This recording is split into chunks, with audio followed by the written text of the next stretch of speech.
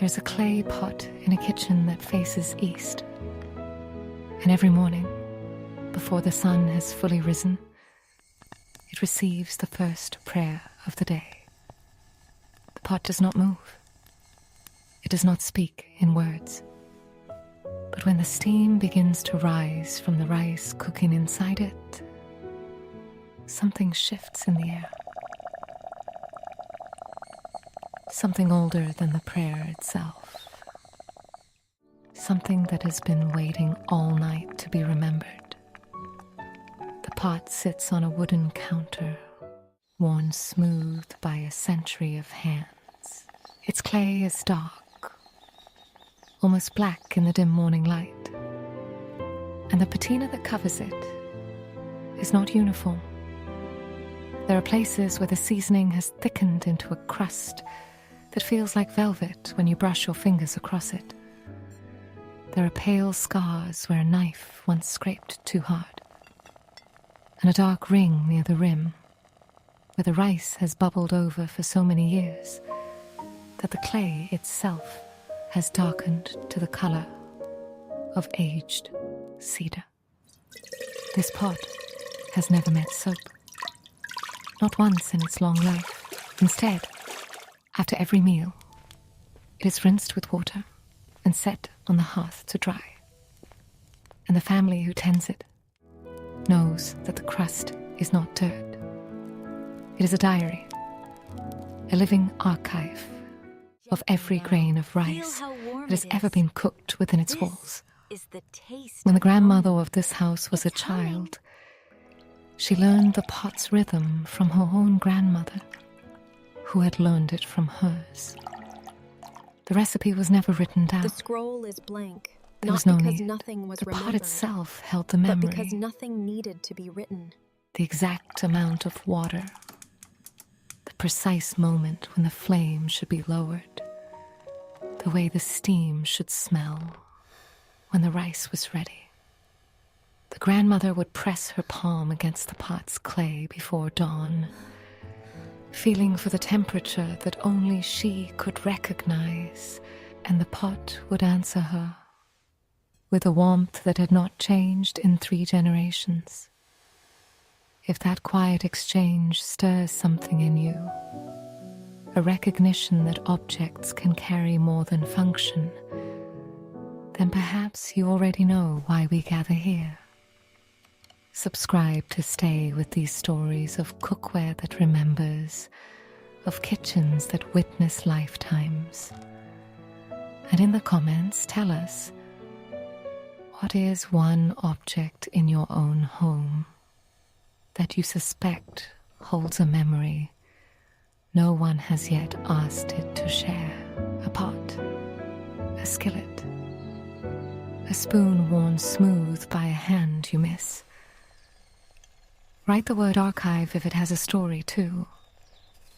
The first witness of this kitchen is not the grandmother, though she is old enough to remember when the roof was thatch instead of tile. The first witness is the pot. It sat on the hearth when the grandmother was born, and it watched her mother place her in a basket near the fire so the rice would keep her warm.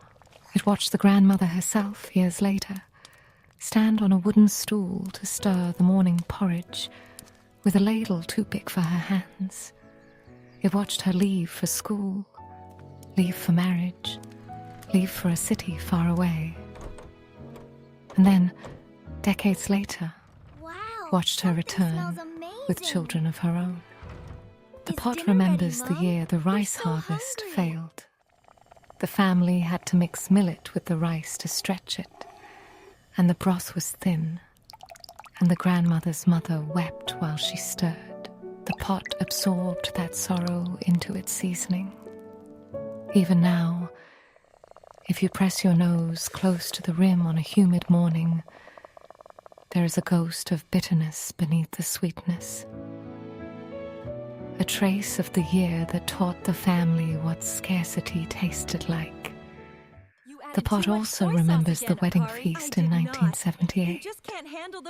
The kitchen was full of women who laughed and argued and stirred 3 pots at once.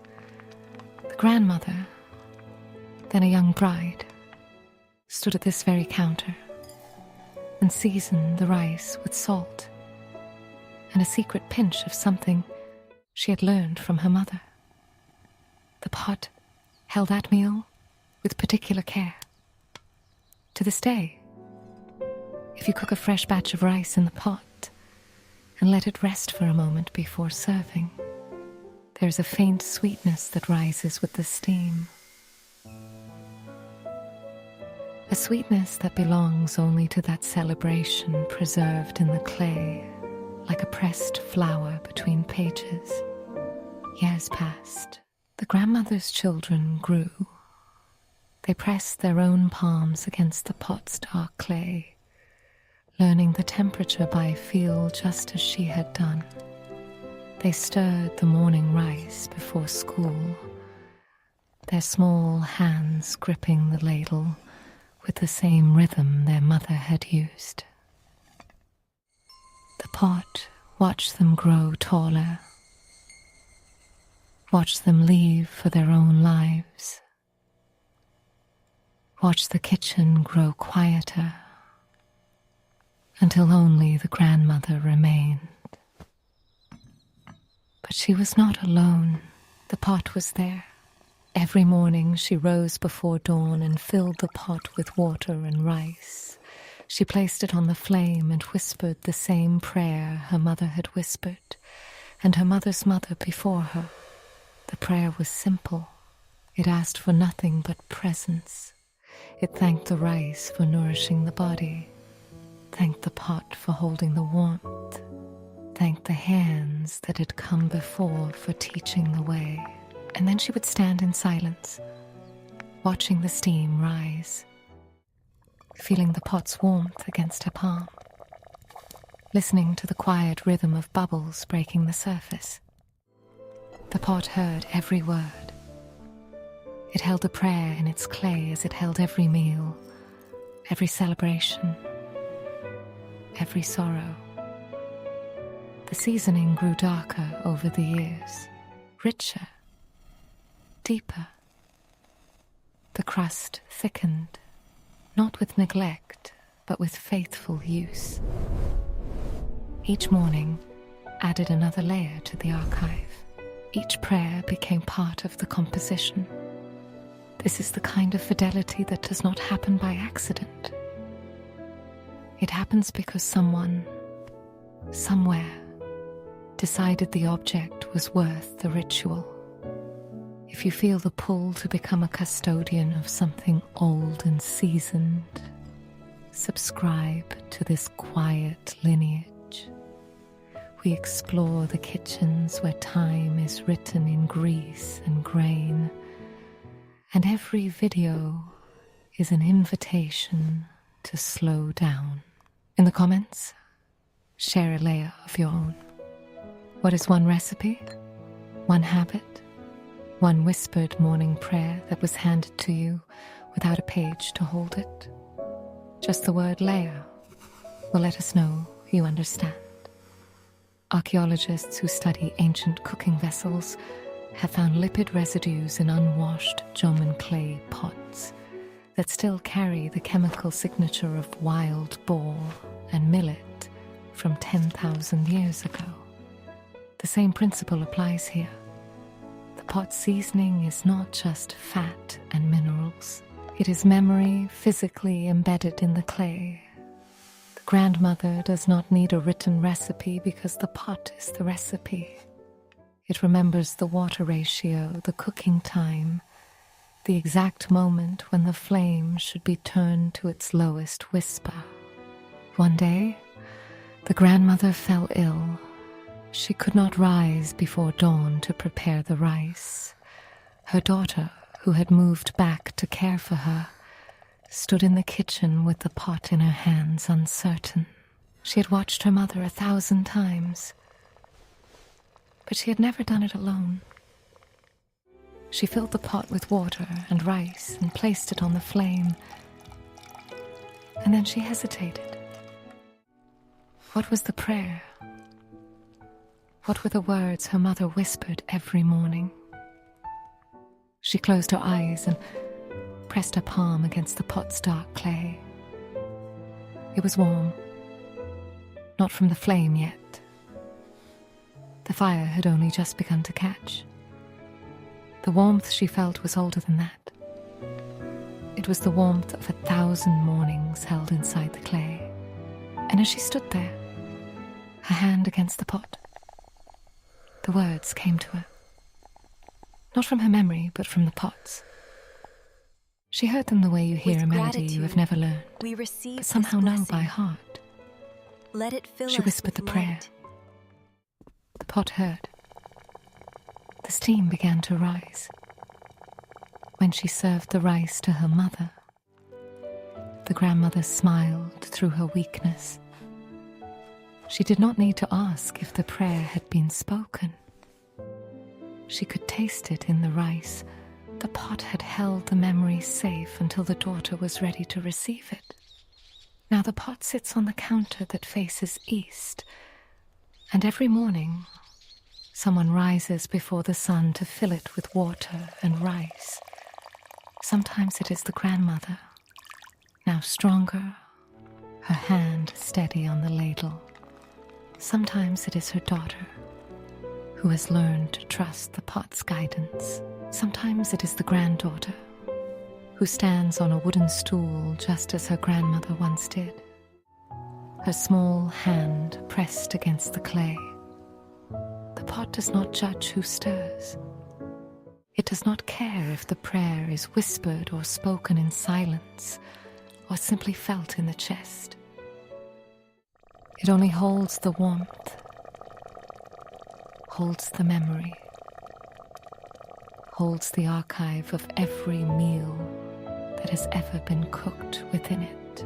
The crust grows darker, the seasoning deeper, and the pot waits for the next hand to press against its surface, ready to share what it remembers. There is a scientific explanation for this. The polymerization of lipids creates a non-stick surface that deepens with each use. The chemical composition of the seasoning changes as it absorbs the flavors of every broth, every grain of rice, every pinch of salt. But the grandmother does not need science to tell her what she already knows. She knows that the pot is alive with memory. She knows that the prayer does not disappear when it is spoken. It settles into the clay, becomes part of the crust, waits for the next morning to rise again with the steam. If you ever find a pot that has not been washed in 50 years, do not reach for the sponge. Press your palm against its darkened surface and feel the warmth that is not from any flame. Listen to the silence between the bubbles. The pot remembers everything. It remembers the hands that stirred before yours, the prayers that were whispered over its steam, the celebrations and sorrows that became part of its seasoning. You are close now to the end of this story, but the pot's story never ends. It only waits for the next hand. If you want to keep meeting these objects, if you want to learn how to listen to a kitchen full of ghosts, subscribe before you go. There's another pot waiting in the next video. Another seasoning holding its own forgotten prayer.